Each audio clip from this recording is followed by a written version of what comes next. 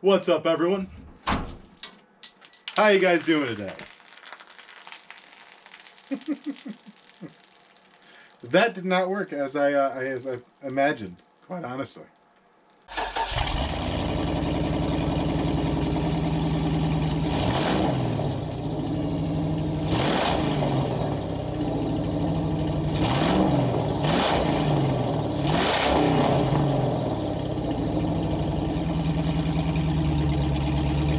What's up, everyone? Today we're gonna get a little bit of work done on, yes, that's right, the block survived. So the only thing that actually ended up happening with it was I brought it down.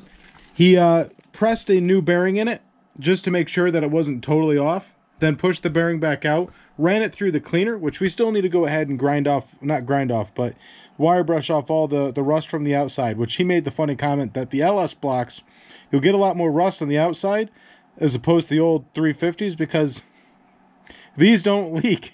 And the other ones leak so bad that it covered it and they would never rust, which I thought was hilarious.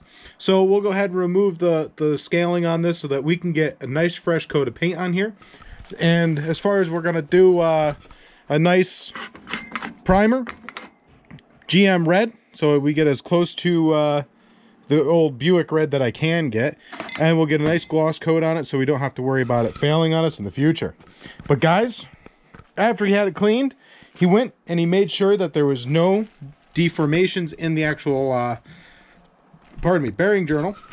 And in fact, when he was inside there, he quickly looked at it, and not only was there no scoring, but the original machining, what do you call it, the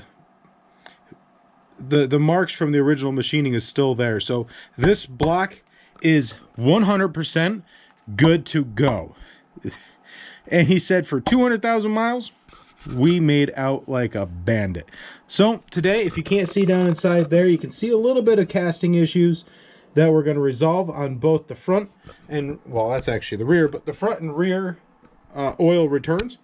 And I don't know what else we'll end up really needing to do as far as deburring. I really have to say this block is absolutely beautiful. There are very little things here and there that concern me. It's really good. It's really, really good. Like you can see a little bit of deburring needed right here. A little bit right here. Not that I think it would cause an issue, but, you know, while we have it out, we'll hit those burrs and get rid of them. So the first thing is we got to get it from here up to there, which is hilarious. I can lift my entire 1UZ engine, well, without the heads. So the long block, I can lift up the base of the 1UZ. Crankshaft, pistons, everything. Oil pan attached to it, which is a 2-part oil pan. It takes all I can to lift up just this block. This thing is freaking heavy. I can't even like describe how heavy this thing is. It's got to be over 200 pounds. It's insane. So I did lift it out of my car onto this redneck sled to drag it through the snow so that I can get it inside. I was able to lift it off of the stand the other day.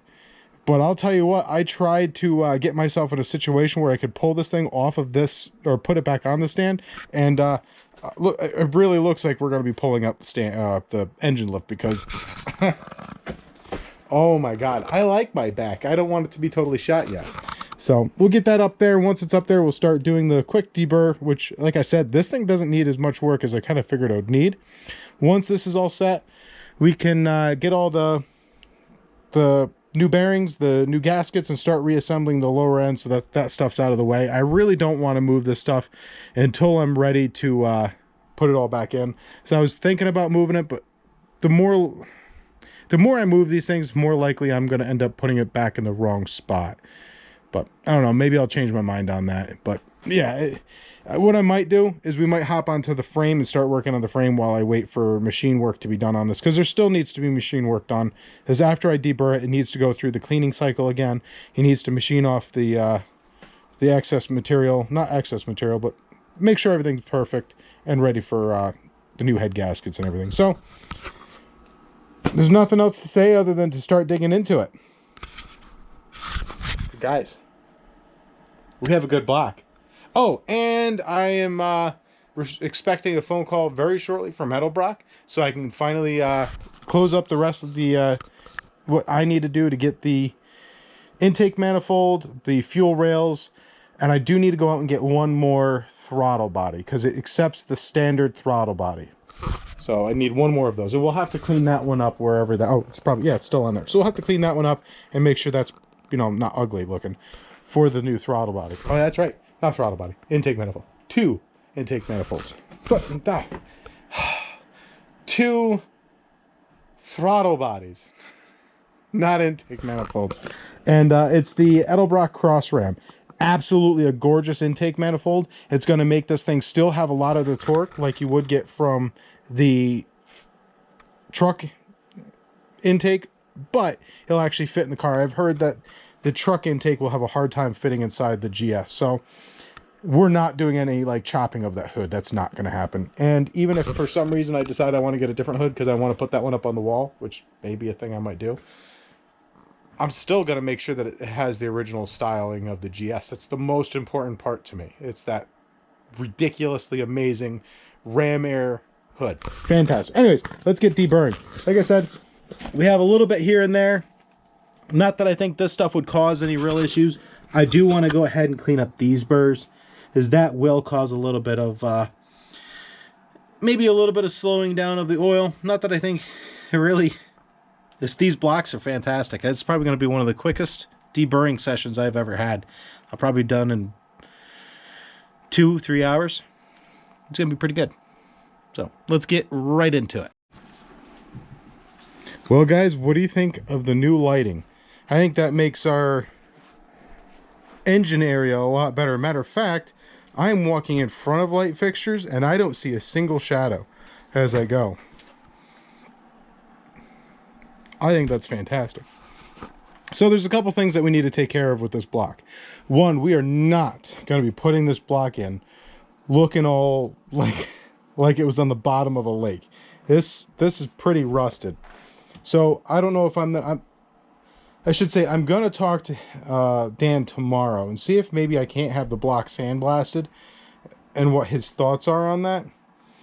Because I mean, I don't mind cleaning it all up, but it will take an insane amount of time. And in order for me to make content, I can't sit here just removing all of this. And I definitely want to make sure we put those 3 coats of, or not 3 coats, those 3 layers of paint on here. So I really do want to drive this. Not quite a daily driver, but it would be a terrifying daily driver.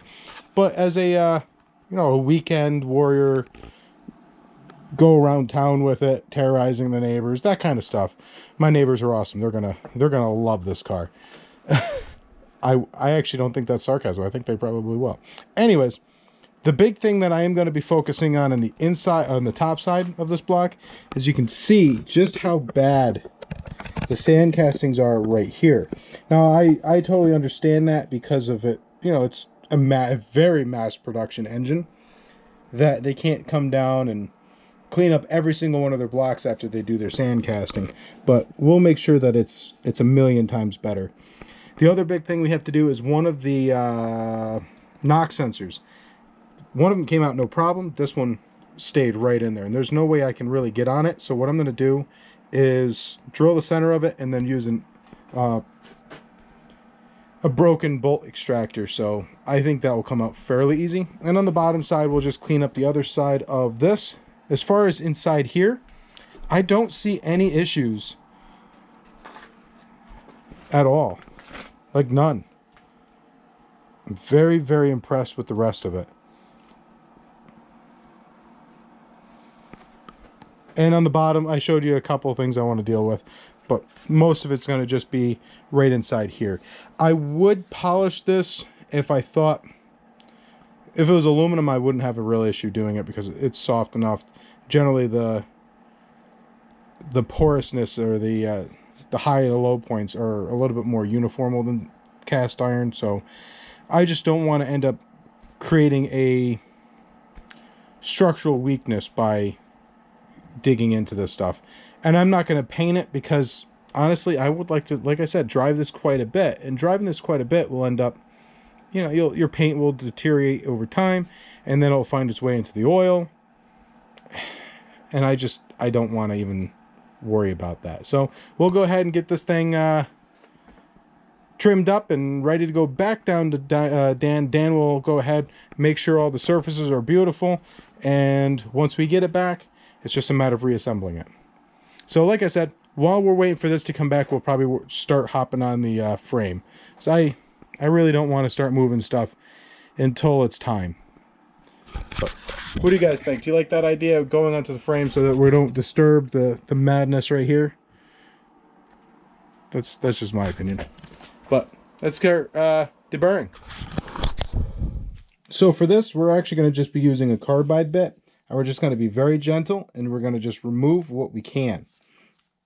This is going to be a very simple, straightforward process. You don't want to dig into the actual casting more than you need to.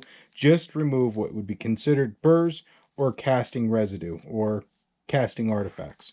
Pretty straightforward. Always use 2 hands.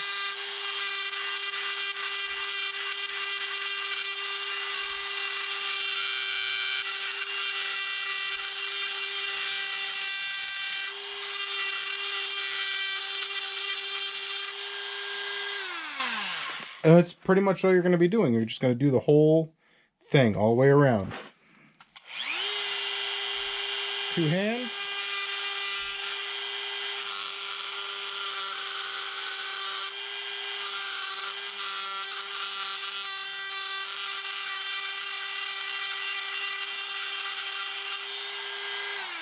You need to do that for all of it. And once it's all said and done, we'll hit it with a nice aggressive abrasive just to remove any residue. And when it gets all cleaned up, all the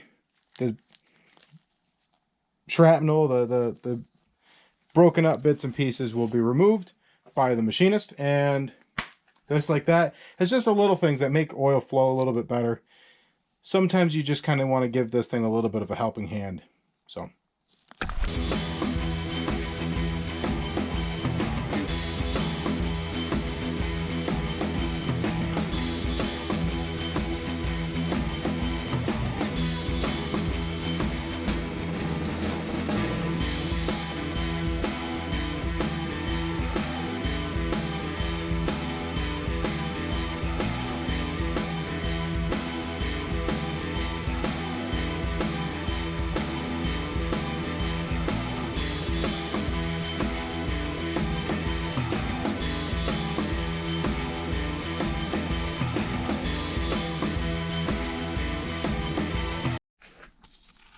All right, guys, look at that. All of the spots that needed to be deburred have been done, especially this area. This was really bad, and there was a couple spots inside here where you can see the casting would have went further back, but they were sticking out about a 1/2 inch, creating a ledge for oil to sit on. So I looked it over and I said, I don't see why we shouldn't be able to just take it out. This area was especially bad, but we went ahead, cleaned her all up. And now, tonight, before I go to bed, I got to get this piece right here out. So that will bother me. And it's just pretty simple. Just we're going to put a center in it and drill it and extract it.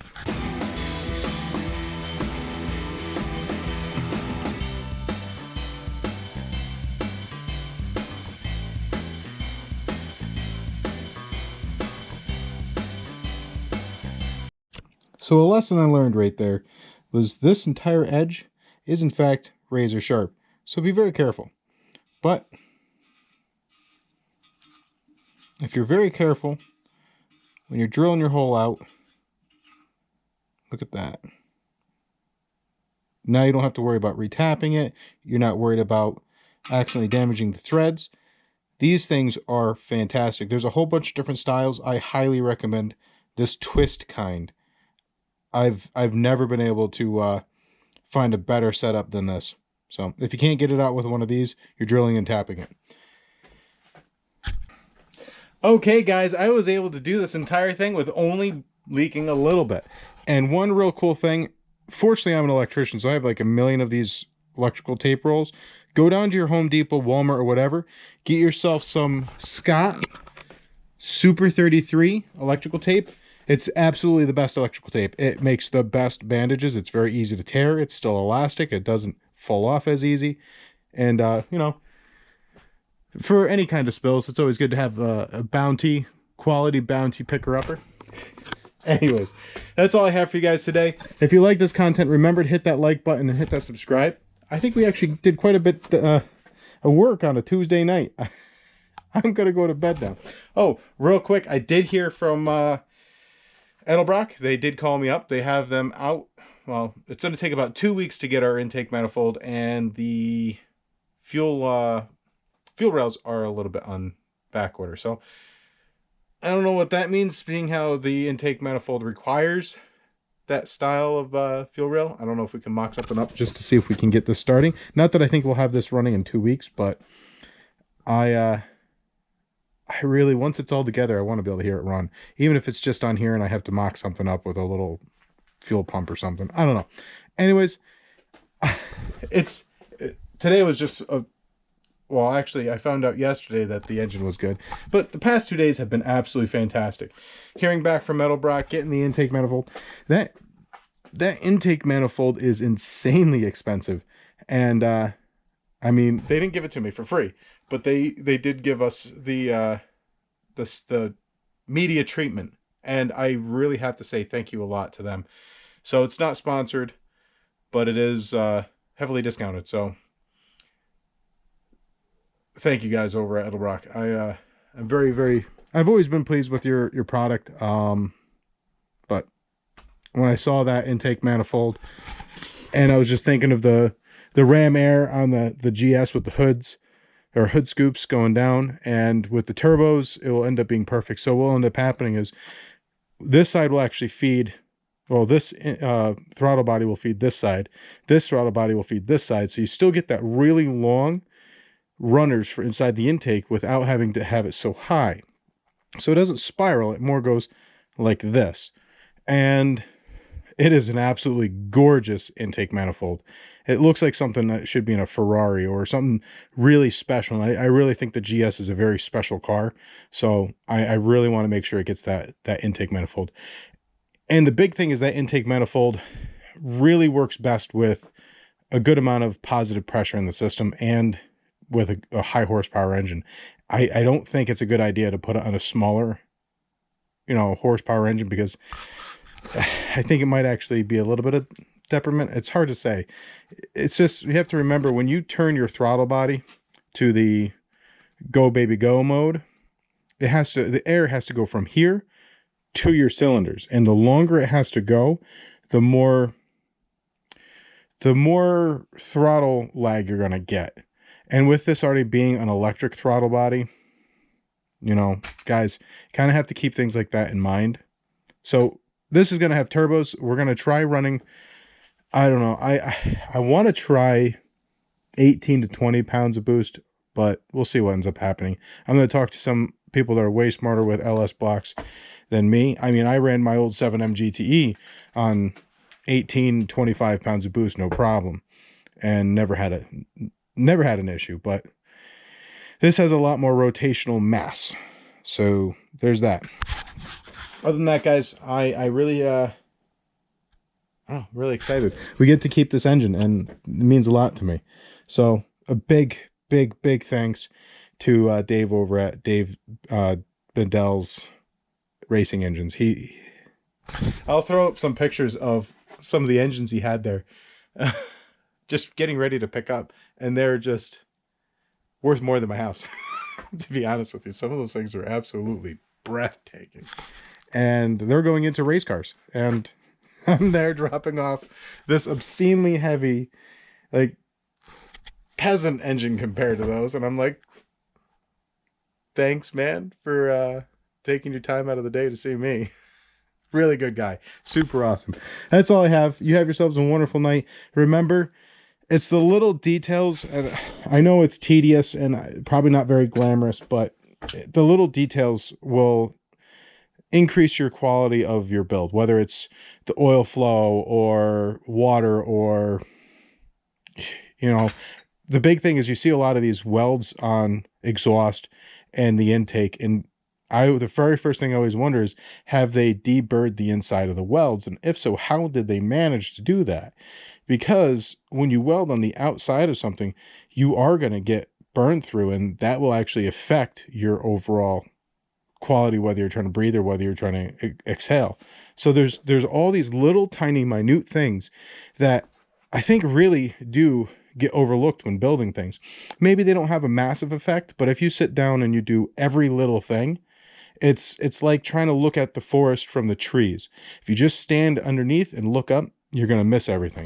But the moment you stand out like a helicopter and you look down at the trees and you see all the little details, that's when you really can get the majesty, whether you're in the Adirondacks or out west or something like that. You know, if you're looking at the ground, you're going to miss the scenery. So same kind of concept. If you're skipping over all the little things, I know it's tedious and it makes your build take longer. And sure, you only get 1 horsepower here and 1 horsepower there, but if you do 20 of them, that's 20 horsepower. And just think how much money people spend on 20 horsepower. That intake manifold is supposedly guaranteed to give you 27 extra horsepower. And if you look at the sticker price on it, the amount of money you're spending for that 27 extra horsepower is ungodly. So something like that is free. I mean, you might use up a bit, but other than that, guys, keep that in mind. And with that, have yourself a wonderful night, and I won't continue talking. Take care.